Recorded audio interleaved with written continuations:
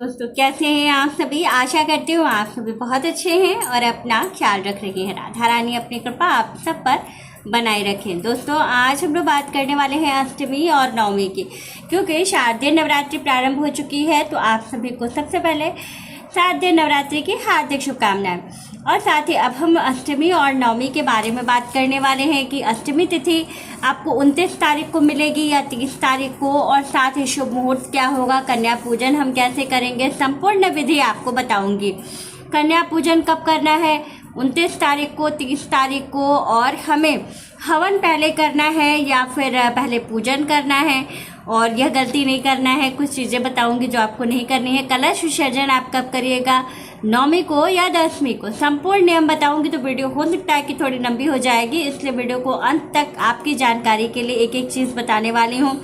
तो वीडियो अंत तक देखिए और अच्छे से समझिए कि आपको क्या करना है, किन बातों का ध्यान रखना है, कैसे नियमों का पालन करना है। तो चलिए वीडियो शुरू कर लेते हैं। जो भी चीज़ें बताने वाली हूँ ये गुरुजी द्वारा बताया हुआ है। पंडित प्रदीप मिश्रा जी ने अपनी वीडियो में भी इसको बताया है, और इसी को मैं अपने वीडियो में आपको बता रही हूँ। तो वीडियो अंत तक ज़रूर देखिए और अच्छे से समझिए क्या करना है, किन बातों का ध्यान रखना है, किन नियमों का पालन आपको ज़रूर करना है। चलिए वीडियो शुरू कर लेते हैं। और बहुत अच्छे से आपको समझना है कि आपको अष्टमी और नवमी की तिथि में क्या करना है, क्या नहीं, किन बातों का ध्यान रखना है, संपूर्ण चीज़ें बता रही हूँ। लेकिन उससे पहले अगर अभी तक आपने मेरे चैनल को सब्सक्राइब नहीं किया है तो चैनल सब्सक्राइब कर लीजिएगा, बेल आइकन को दबाना बिल्कुल ना भूलिएगा। जानकारी अच्छी लगे तो वीडियो लाइक शेयर ज़रूर कीजिएगा और एक हाइप ज़रूर दीजिएगा। चलिए वीडियो शुरू कर लेते हैं और अच्छे से समझ लेते हैं कि हमें क्या करना है, कैसे करना है। सबसे पहली चीज़ है कि देखिए इस बार की जो नवरात्रि है वो पूरे 10 दिनों की है। तो ऐसी स्थिति में कौन सी तिथि है जो 2 बार मतलब 2 दिन पड़ रही है, जिसकी वजह से नवरात्रि आपकी 10 दिन की हो गई है। तो जो चतुर्थी की तिथि है ये 2 दिन पड़ रही है, यानी कि चतुर्थी 2 दिन है। इसकी वजह से ये तिथि जो है, ये नवरात्रि जो है आपकी ये 10 दिनों की हो गई है।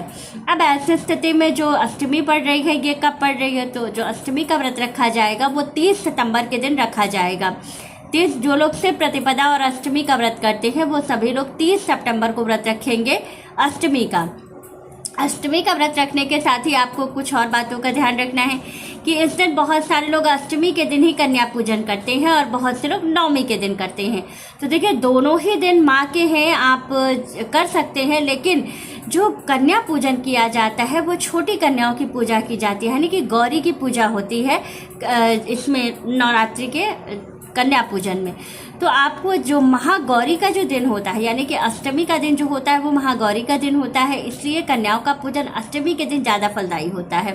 वैसे आप अगर नवमी को करते हैं तो कर सकते हैं, लेकिन अष्टमी के दिन की पूजा आपको ज़्यादा फल देने वाली होती है। तो हो सके तो कोशिश करें कि जो कन्या पूजन है वो आप अष्टमी के दिन ही करें तो ज़्यादा बेनिफिशियल रहेगा। साथ ही आपको क्या करना है, कन्या पूजन का शुभ मुहूर्त आपको क्या मिल रहा है। तो देखिए इस बार का जो मुहूर्त है वो 2 मुहूर्त आपको मिला है। एक पहला अभिजीत मुहूर्त का मुहूर्त है और दूसरा उसके बाद का समय बता दे रही हूँ। पहला जो मुहूर्त है वो 11:30 से लेकर के है 12:57 तक का, और दूसरा जो समय मिल रहा है वो दोपहर में है 2:10 से लेकर के 3:57 तक का समय बहुत शुभ है। इसमें अगर आप कन्याओं को भोजन कराते हैं, उनका पूजन करते हैं, पाँव पूजते हैं, तो आपको बहुत सारे लाभ जीवन में होने वाले। वैसे भी इस बार की जो नवरात्रि माँ बहुत प्रसन्न है। माँ गज पर सवार होकर के आई हैं, यानी कि माँ लक्ष्मी का स्वरूप लेकर के आई हैं। साथ ही ये आपको नवरात्रि 10 दिन के मिल गए। अब माँ जब जाएंगी तो पालकी में सवार होकर लोगों के कंधे पर जाएंगे। ये बहुत शुभ फल देने वाला होता है। बस थोड़े से उपाय आप कर लीजिए, बहुत लाभ मिलने वाले हैं। साथ ही कन्या पूजन का मुहूर्त आपको बता दिया। अब बात करते हैं कि कन्या पूजन में हमें भोग में कन्याओं को क्या खिलाना चाहिए। बहुत से लोग ये क्वेश्चन करते हैं। तो देखिए कन्या पूजन में वैसे तो हलवा और पूड़ी का विशेष विधान है।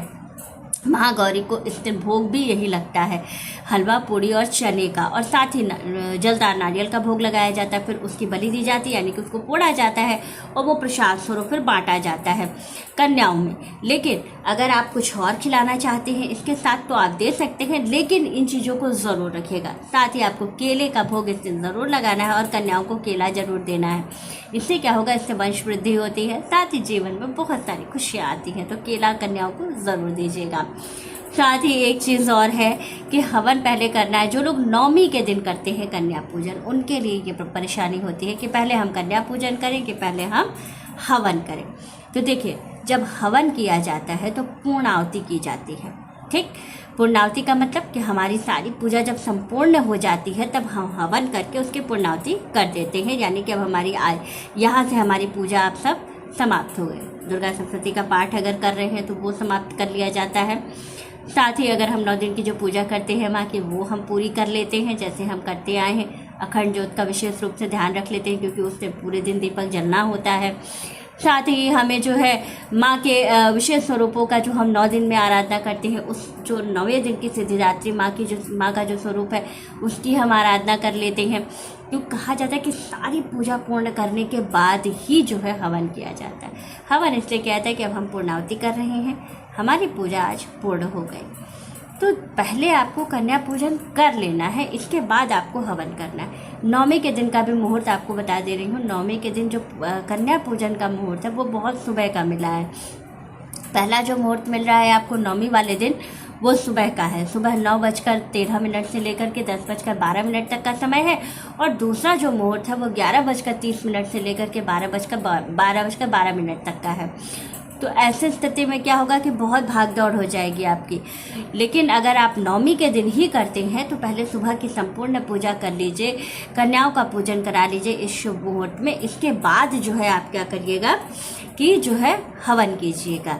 हवन सबसे आखिरी में किया जाता है कि अब माँ की हमने पूर्णाहुति कर दी, अब इसके बाद से बस माँ की विदाई रह जाती है।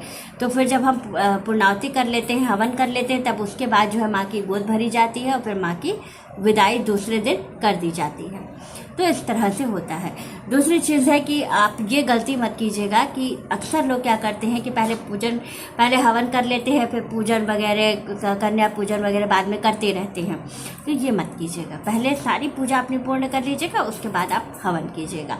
दूसरी चीज़ है कलश का विसर्जन 9वीं के दिन या 10वीं के दिन। देखिए नवरात्रि है तो माँ को 9 दिनों तक अपने घर में रहने दीजिए, यानी कि 10वीं के दिन जो विसर्जन का शुभ मुहूर्त है वो आपको 2 मुहूर्त मिला है। इसमें भी पहला शुभ मुहूर्त है सुबह 6:13 से लेकर के 7:52 तक का। दूसरा जो मुहूर्त है वो 8:57 से लेकर के 9:54 तक का। इस बीच में आपको करना है कलश का विसर्जन। इसके पहले तक आपको कलश का विसर्जन नहीं करना है। अब कलश विसर्जन पे मैं अलग से वीडियो बना दूंगी कि आपको कलश का जो सारा सामग्री है उसका क्या करना है, जल का क्या करना है, नारियल का क्या करना है, तो सारी चीज़ें मैं उस पर एक अलग वीडियो बना करके आपको दे दूंगी, नहीं तो ये वीडियो बहुत लंबी हो जाएगी।